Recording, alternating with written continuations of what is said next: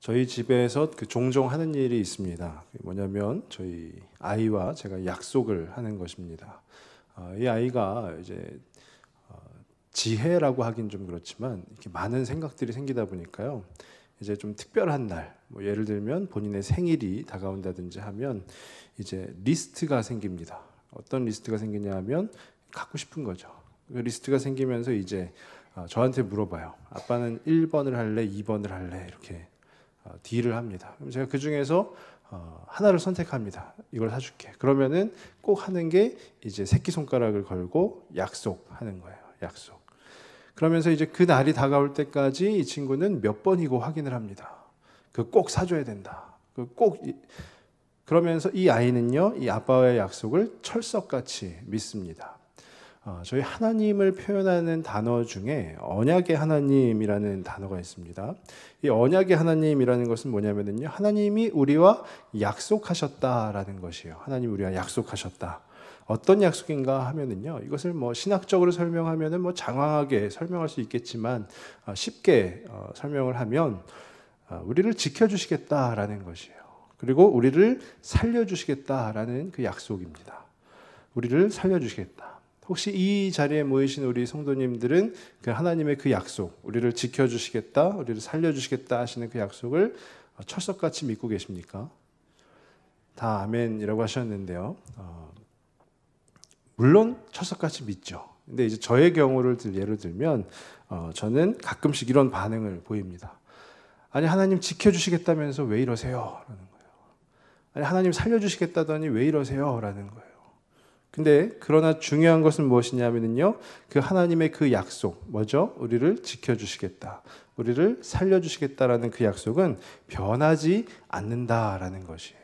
불변하다라는 것입니다. 왜 그렇죠? 하나님께서 신실하시기 때문이죠. 그 하나님은 언제나 동일하시기 때문에 우리를 지켜주시겠다, 우리를 살려주시겠다 하시는 그 약속이 변하지 않는다라는 것이에요. 그리고 약속만 변하지 않는 것이 아니라 하나님께서 반드시 지켜주신다라는 것이 되겠죠. 오늘 본문 가운데 오늘 본문 가운데도요, 하나님과 그 약속을 해서 그 약속을 기다리는 이가 한 명 등장을 합니다. 그의 이름은 하박국인데요. 이 하박국서에 나오는 하박국은 선지자입니다. 언제 활동을 하던 선지자냐면요, 남유다 왕국이 요시야 왕 때 활동을 하던 선지자입니다.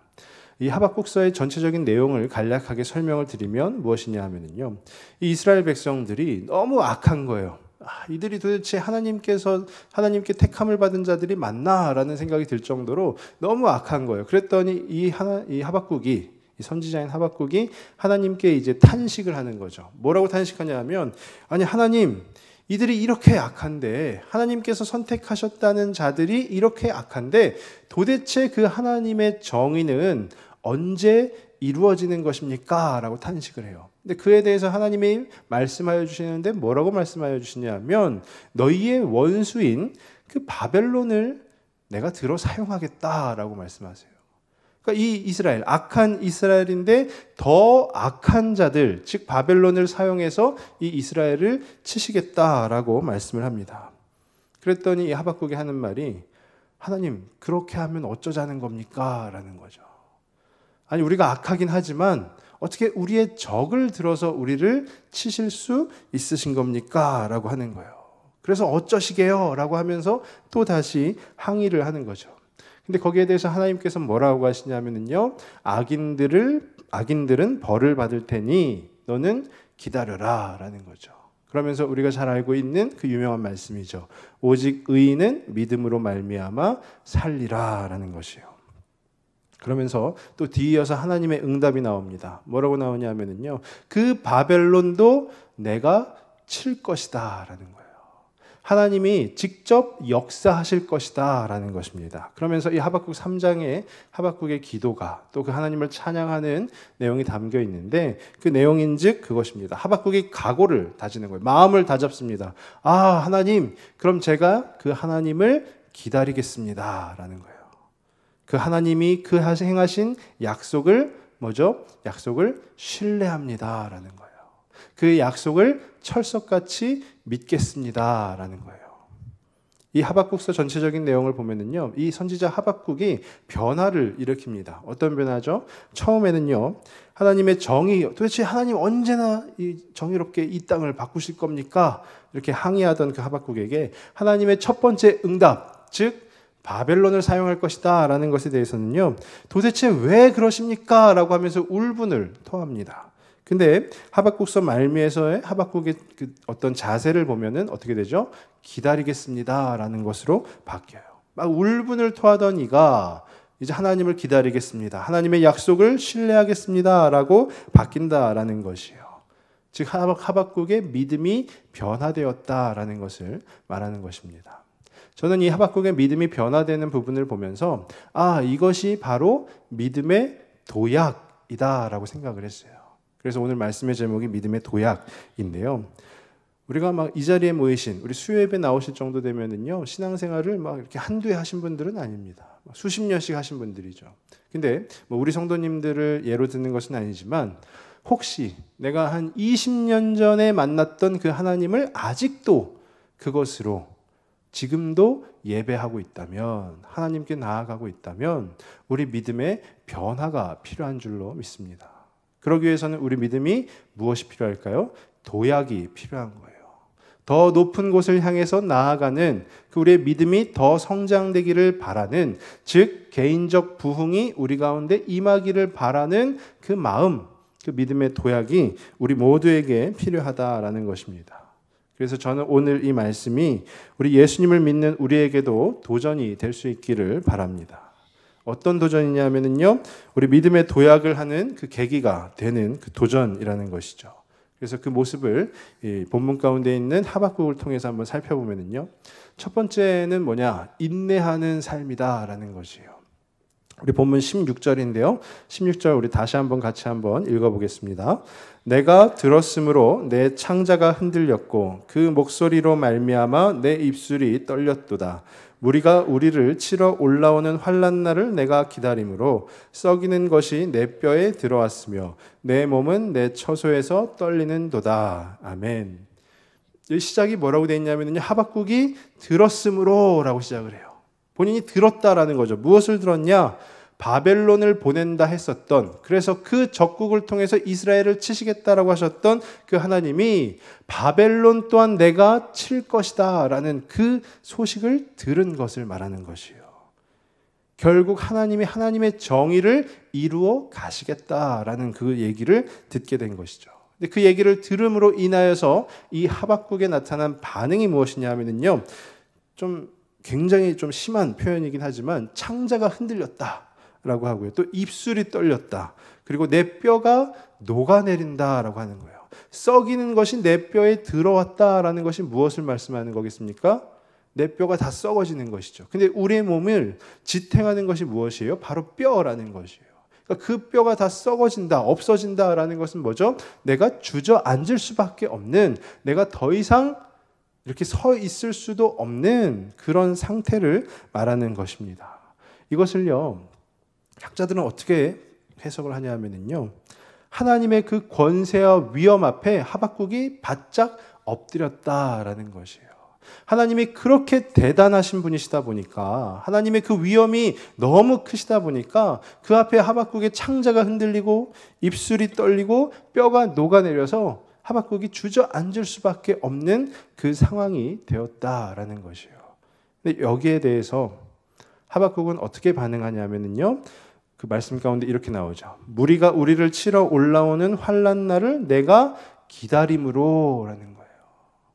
기다린다라는 것입니다.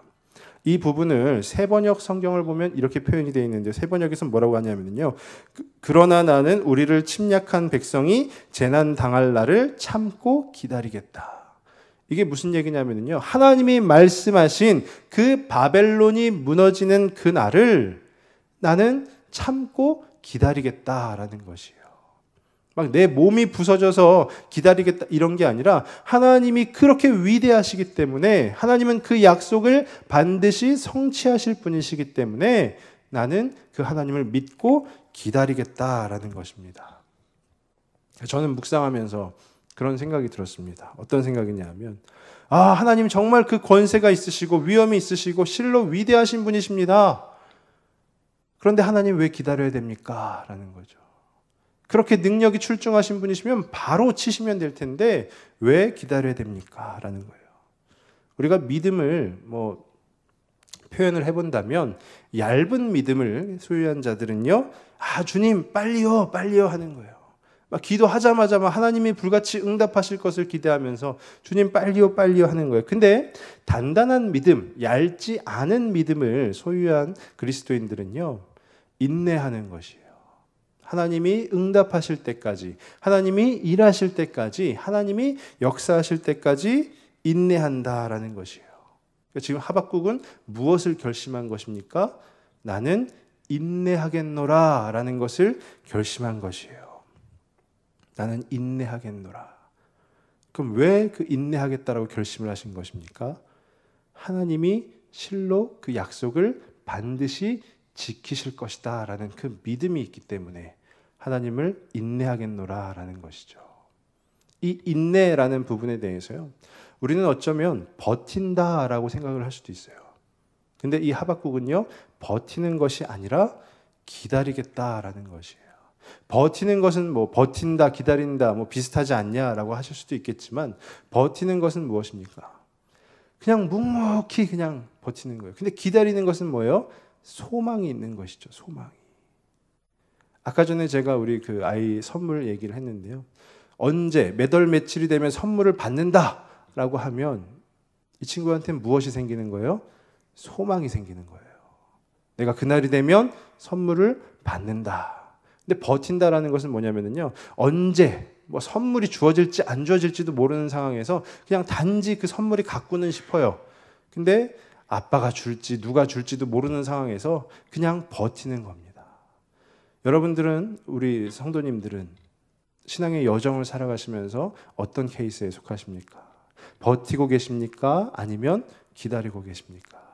저는 간절히 바라기는 우리 모든 성도님들이 그 하나님이 정하신 때를 기다리실 수 있기를 바랍니다.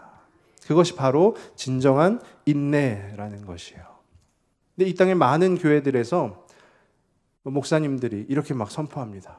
인내하십시오 라는 거죠. 인내하십시오. 그러면 우리 성도님들 마음속에서 어떤 마음을 들까요? 알아요, 안다고요 라는 거죠. 인내하십시오. 알아요, 안다고요. 근데 그게 잘 안 되는데 어떻게 하냐고요? 라는 건데, 지금 하박국이 결심을 했잖아요. 내가 기다리겠노라. 하나님의 때를 기다리겠노라 라고 결심을 했는데, 그 결심을 하게 된 계기가 무엇이에요? 하박국의 창자가 흔들리고 입술이 떨리고 뼈가 녹아내리는 그 하나님을 만난 거잖아요. 그 하나님의 위엄 앞에 바짝 엎드리게 된 것입니다. 우리가 만약에 인내하십시오 했는데 알아요, 안다고요. 그런데 그게 잘 안 되는데 어떻게 하냐고요? 라는 생각이 혹여라도 드신다면 어떻게 되냐면요, 하나님이 어떠한 분이신지를 다시 우리가 묵상하면 되는 것입니다. 그리고 그동안 내 신앙의 여정 가운데서 그 하나님이 어떻게 역사하셨는지를 다시금 우리가 되새기다 보면 그 하나님의 위엄이, 그 하나님의 권세가 우리를 채우는 줄로 믿습니다. 그러면 우리는 그 앞에 어떻게 될까요? 하박국처럼 바짝 엎드릴 수밖에 없는 거죠. 그리고 그 하나님의 때를 기다릴 수밖에 없는 것입니다. 그러면 두 번째는 무엇이냐면요, 이제 믿는 거예요. 믿는 삶입니다. 우리 17절, 본문 17절인데요. 우리 한번 또 같이 한번 읽어보겠습니다. 비록 무화과 나무가 무성하지 못하며 포도나무에 열매가 없으며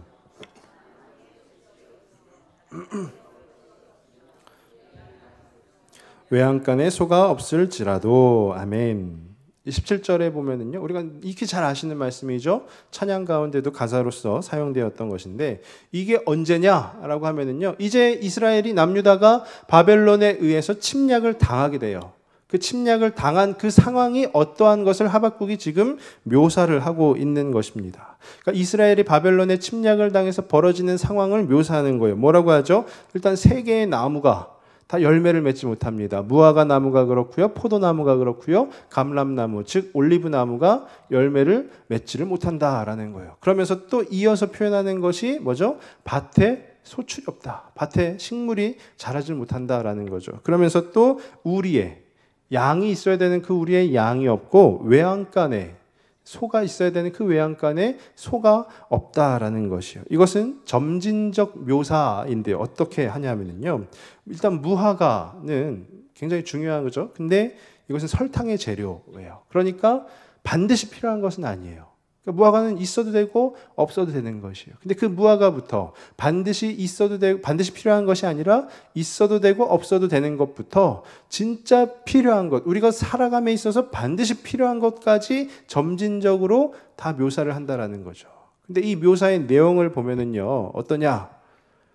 그 안에 아무것도 없다라는 겁니다.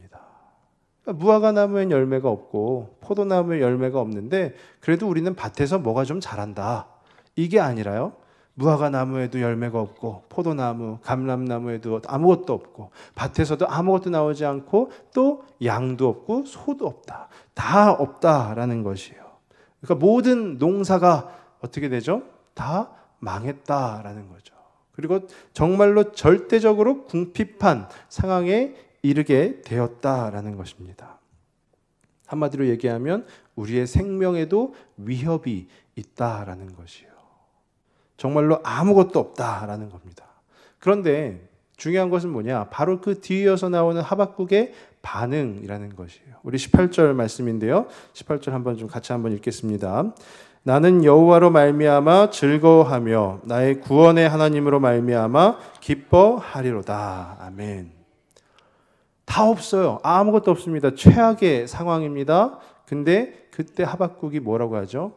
하나님 한 분만으로 즐거워하고 기뻐하겠다라는 것이에요. 이게요, 정말로 예수 그리스도를, 우리가 지금 이제 신약의 시대에 살고 있으니까요. 예수 그리스도를 알지 못하는 자들에게는요, 아무리 100번 설명을 해줘도 알 수가 없는 것이에요. 우리는 하나님만 있으면 돼 라고 하면 이들은 뭐라고 할까요? 물론 뭐가 좀 풍족하게 있는 상황에서 하나님만 있으면 돼, 그럼 그렇구나 라고 하겠지만 무화과 나무부터 해서 외양간의 속까지 아무것도 없는 그 상황에서 나는 하나님만 있으면 돼 라고 하면 그 주님을 알지 못하는 자들이 저희를 봤을 때 뭐라고 할까요? 정신 나갔다라고 하겠죠.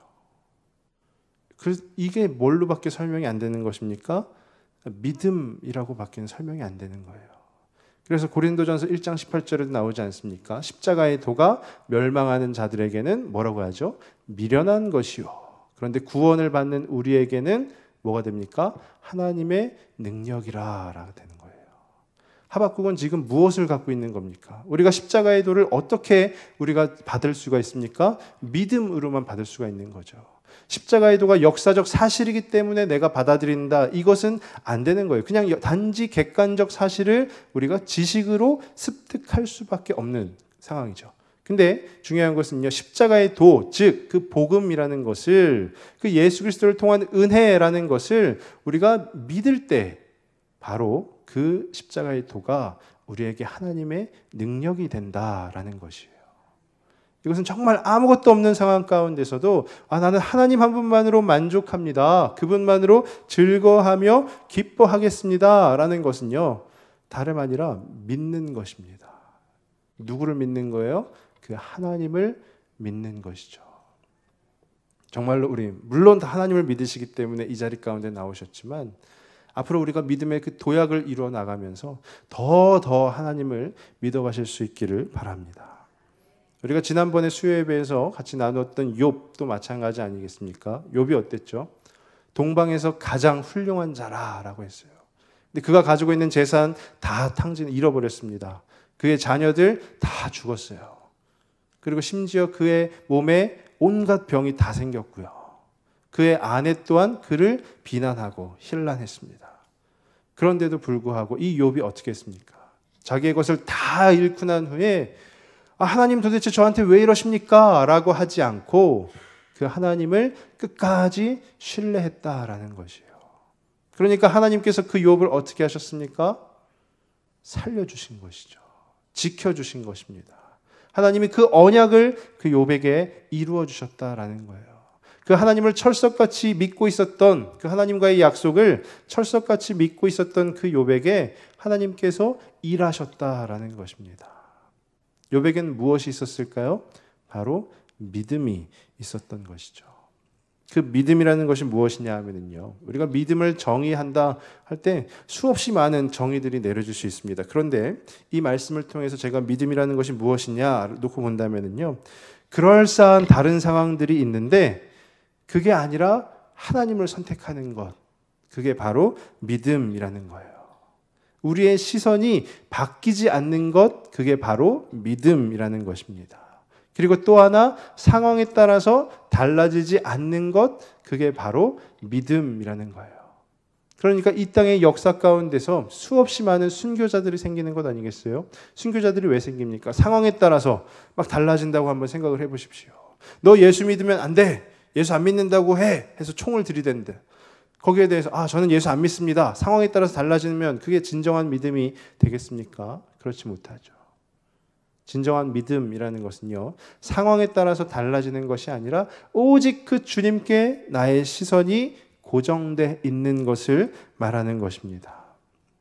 정말로 저와 우리 성도님들의 그 신앙의 여정 가운데 막 상황에 따라서 달라지는 믿음이 아니라 그 굳건한 믿음으로 채워져 나가실 수 있기를 바랍니다. 그래서 그 믿음에 있어서 필요한 것은 무엇이냐 하면요, 날마다 그 믿음을 충전해야 된다라는 것이에요. 어떤 그 유명한 목사님 한 분이 SNS상에서 그런 글을 쓰신 적이 있어요. 어떤 거냐? 내 믿음 핸드폰과 같다라는 거예요. 우리가 늘 가지고 다니는 그 핸드폰, 스마트폰은 우리 늘 충전을 해야 되잖아요. 늘 주무시기 전에 충전기에 이렇게 꽂아놓지 않으십니까? 왜 그렇죠? 다음 날 또 그것을 쓰기 위해서죠. 우리의 믿음도 한번 주님을 믿었다 해서 그 믿음이 영원한 것이 아니라 날마다 충전을 하지 않으면 그 믿음은 소멸되는 것이다 라고 그 목사님께서 그렇게 말씀하셨어요. 저는 그 말에 굉장히 동감이 되었습니다. 우리의 믿음, 아까도 한번 말씀드렸지만 한 20년 전에 내가 그때 하나님 만났던 그것으로 지금도 내가 신앙의 생활을 하고 있다면, 그 믿음 생활을 하고 있다면 아마 그 믿음은 이미 오래전에 소멸되었을지도 모를 일입니다. 우리가 군대에서 훈련을 하는 것도 마찬가지 아니겠습니까? 그 훈련의 기술을 잊지 않기 위해서 우리가 날마다 훈련을 하는 것이죠. 그러니까 어떻게 해야 될까요? 그 믿음 날마다 충전을 해야 되는 것입니다. 저는 간절히 바라기는 저와 우리 성도님들이 날마다 그 믿음을 충전하실 수 있기를 바랍니다. 그럼 마지막 세 번째는 무엇이냐면요, 일어서는 것입니다. 일어서는 삶이에요. 오늘 본문에 그 본문 한번 19절 한번 또 같이 한번 읽어보시겠습니다. 주 여호와는 나의 힘이시라 나의 발을 사슴과 같게 하사 나를 나의 높은 곳으로 다니게 하시리로다. 아멘. 하박국은 계속해서 고백을 하고 있습니다. 어떻게 고백하죠? 하나님은 나의 힘이시다 라고 고백을 하는 거예요. 하나님을 전적으로 신뢰한다라는 것이에요. 그 하나님을 철석같이 믿고 있다라는 것입니다. 그런데 그 뒤에 나오는 것이 사슴을 이렇게 비유하고 있어요. 사슴. 제가 한번 동물원에 갔다가요, 그 사슴을 이렇게 본 적이 있습니다. 근데 사슴을 보면서 제가 그런 생각이 들었어요. 야, 쟤는 제대로 걸을 수나 있을까라는 생각이 들었어요. 왜 그러냐면요, 사슴 다리를 혹시 보신 적 있으십니까? 다리가 정말 가냘프게 생겼어요. 그냥 이렇게 툭 치면 톡 하고 부러질 것처럼 그렇게 생겼어요. 참 제대로 걸을 수나 있을까 했는데 제가 말씀을 준비하면서 보니까요, 그 사슴이 사람은 힘들어서 가지도 못하는 그 높은 고원지대를요 사뿐사뿐 다닌다고 합니다. 이게 시편의 한 부분에서도 나오는 거 아니겠습니까? 그 사슴이 사뿐사뿐 그 높은 곳을 다니게 된다라는 것이에요. 이게 무엇일까요? 하나님의 창조의 섭리인 것이죠. 하나님의 섭리인 거예요. 저희는 인간의 시선으로 보면은요, 야, 제대로 걷지도 못하게 생겼다라고 하지만 하나님의 섭리 가운데서는요, 우리 사람보다 훨씬 더 잘 뛰고 잘 걷는 게 바로 이 사슴이라는 거예요. 그래서 하박국이 사슴을 비유로 들었는데 그 단단한 인간의 다리 이 다 필요 없고 하나님이 나의 힘이 되어주시면 나는 일어설 수 있다라는 것이에요. 나는 걸어 나갈 수 있다라는 것입니다. 우리는 신앙생활을 하는 중에요, 환난을 만나게 되며 시련을 당하게 되면 어떻습니까? 낙심하고 낙망하게 되죠. 그러면서 그 자리에 털썩 주저앉게 됩니다. 잘 일어나지를 못해요. 그것을 우리가 보통 소위 이제 시험 들었다라고도 표현을 하는데요. 그 상황에 있으신 분들을 제가 사역을 하는 중에 몇몇 분을 배웠습니다. 참 마음이 아프죠.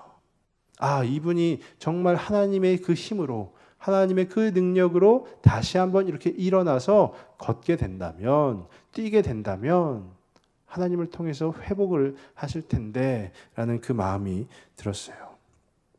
우리가 잘 아시는 사도행전 3장에 어떤 이야기가 나옵니까? 성전 미문에 앉아있는 안진뱅이 이야기가 나오죠.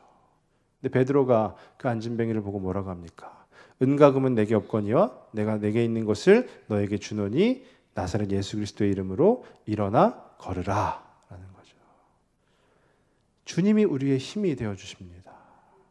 그러면 뭐죠? 우리는 어떠한 낙심 가운데서도, 어떠한 낙망함 가운데서도 일어설 수 있다라는 것이에요. 환난이 있고 시련이 있다 해서 넘어져 계시다면, 이렇게 주저앉아 계시다면 그 자리 가운데서 아, 주님이 나의 힘이시다 라고 하면서 그 예수의 이름으로 나는 일어서리라 찬양하시면서 일어서실 수 있기를 바랍니다. 그게 바로 우리를 믿음에 도약시켜주는 하나의 의미라는 것이 되는 것이죠. 원수들은요, 우리를 향해서 날마다 찾아옵니다. 반갑지도 않은데 좀 안 왔으면 좋겠는데도요, 우리를 괴롭히는, 우리를 회방하는 그 원수들은요, 날마다 우리 가운데 찾아옵니다. 그래서 아까 부른 그 찬양 가운데도 있죠. 원수가 나를 향해 와도 쓰러지지 않으리. 그래서 뭘로 일어섭니까? 주가 주신 능력으로 나는 일어서리라 라는 거죠. 그 하나님의 힘, 하나님이 나의 힘이시라 하박국이 고백하면서 그 사슴을 비유로 들어서 나는 이제 더 이상 여기 주저앉아 있지 않겠다. 나는 일어서겠다라는 것이에요. 그것이 바로 하박국을 믿음의 도약을 시켜주게 된 그 증거, 그 근거라는 것입니다. 저는 간절히 바라기는 저와 우리 성도님들의 모든 그 신앙의 여정 가운데 환난을 만나지 않는 이는 없습니다. 그 시련을 당하지 않는 이는 없다고 보시면 돼요. 근데 그 가운데서 뭐라고 하시면 될까요? 하나님이 나의 힘이시다. 하나님 힘 주옵소서 라고 하면서 일어서실 수 있기를 간절히 바랍니다. 말씀을 정리합니다. 믿음의 도약을 이루기 위해서는요, 우리 가운데 인내하는 삶이 필요합니다. 그 인내하는 삶은 버티기만 하는 것이 아니라 소망을 붙잡고 기다리는 것이에요. 그래서 로마서 5장에도 나오지 않습니까? 환난은 인내를, 인내는 연단을, 연단은 소망을 이루는 줄 알미로라 라고 되어 있죠. 그 소망을 붙잡고 철석같이 믿고 기다리는 것, 그게 바로 인내하는 삶이다라는 것이에요. 그러면 믿는 삶은 무엇입니까? 어떠한 상황이 있다 하더라도 거기서 흔들리지 아니하고 우리 주님을 바라보는 것, 그게 바로 믿음이라는 거예요. 옆을 둘러보니까요, 아, 이곳은 정말 그럴싸하다. 내가 이쪽으로 가는 게 오히려 낫겠다 싶어도 우리 그리스도인은요, 그쪽 옆길로 새는 것이 아니라 오직 그 주님, 그 주님을 바라보며 나아가는 것, 그게 바로 믿는 삶이다라는 것입니다. 마지막으로 일어서는 삶은 뭐죠? 어떤 환난과 시련이 있다 할지라도 하나님이 나의 힘이 되어 주시니 내가 그분의 힘으로 일어서겠노라 라는 그 굳은 결심을 말하는 것입니다. 저는 다시 한번 간절히 바라기는 저와 우리 성도님들의 그 신앙의 여정 가운데 그 믿음을 도약시켜 나아가실 수 있기를 바랍니다. 그렇게 하나님을 인내하고 그 믿고 또 그렇게 일어서서 하나님을 향해 달려나아가시는 저와 우리 모든 성도님들 되시길 주님의 이름으로 축원합니다. 기도하겠습니다.